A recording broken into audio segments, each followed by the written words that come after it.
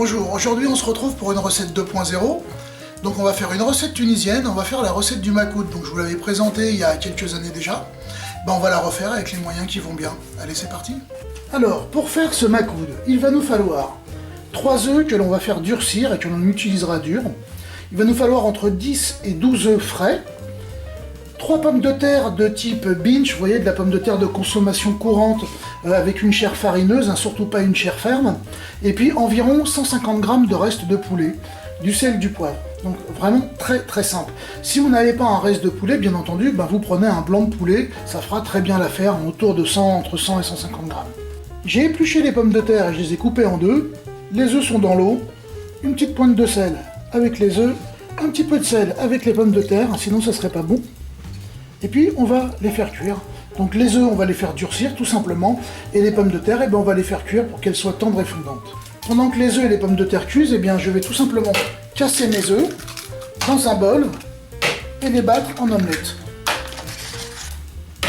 J'en garde 2 pour pouvoir délayer ma préparation si j'estime qu'elle est trop épaisse, ou si j'estime qu'il n'y a pas assez d'œufs, je les rajouterai.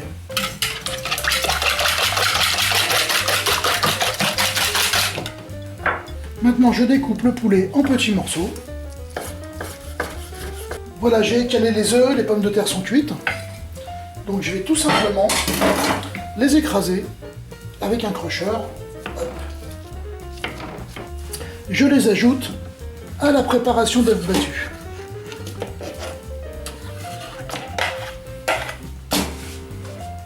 Maintenant, on va grossièrement découper les œufs.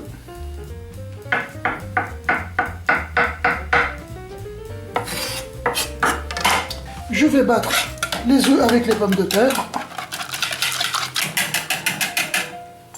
J'y ajoute le poulet qu'on avait réservé.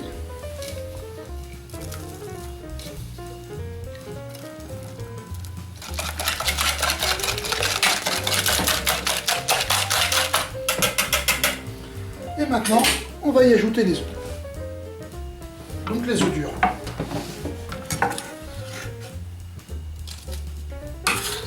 Alors, je les mets en dernier pour essayer de ne pas les abîmer. On les mélange sommairement. Je vais mettre le four à chauffer, thermostat 6, environ 180 degrés. On va bien saler et poivrer.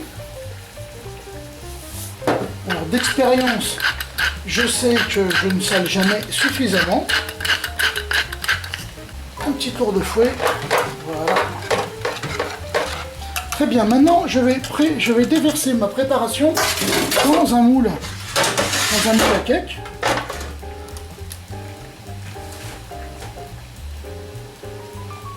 J'ai fait préchauffer le four à 200 degrés.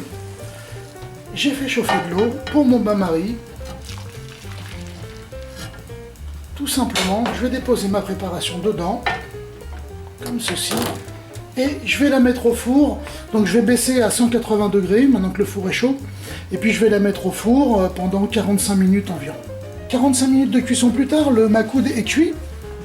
Donc je l'ai sorti, il est nickel. Je vais simplement le laisser dans son moule, le temps qu'il refroidisse afin qu'il ne se dessèche pas. Voilà, notre makoud a bien refroidi, donc il faut savoir que c'est un plat qui se mange froid. C'est pas quelque chose que vous allez manger au sortir du four ou quoi que ce soit. Il faut le mettre au réfrigérateur, une fois qu'il a tiédi, il faut le laisser tiédir dans son moule de façon à ce qu'il ne sèche pas, mais qu'il garde justement toute la vapeur et toute l'humidité avec laquelle il a cuit. Donc voilà ce que ça donne. C'est vachement bon et c'est super appétissant. Moi, ce que j'ai l'habitude de faire, c'est de prendre un petit peu de sauce tomate et de le manger avec. Je suis pas le seul à la maison à faire comme ça, c'est super bon. Sinon, vous mettez un petit peu de jus de citron dessus et ça va être que du bonheur. Voilà. Et je vous dis à très bientôt. Il n'y a plus qu'à. À table. À table. Voilà, donc vous avez vu, il n'y a rien de compliqué et c'est vraiment super bon. Un reste de poulet, quelques œufs, quelques pommes de terre et ça fait l'affaire, c'est super. N'hésitez pas, essayez-la, vous allez l'adopter. Voilà, si cette recette vous a plu, comme d'habitude, n'hésitez pas à faire un petit j'aime et puis à vous abonner à ma chaîne. Je vous dis à très bientôt pour de nouvelles aventures culinaires. Au revoir.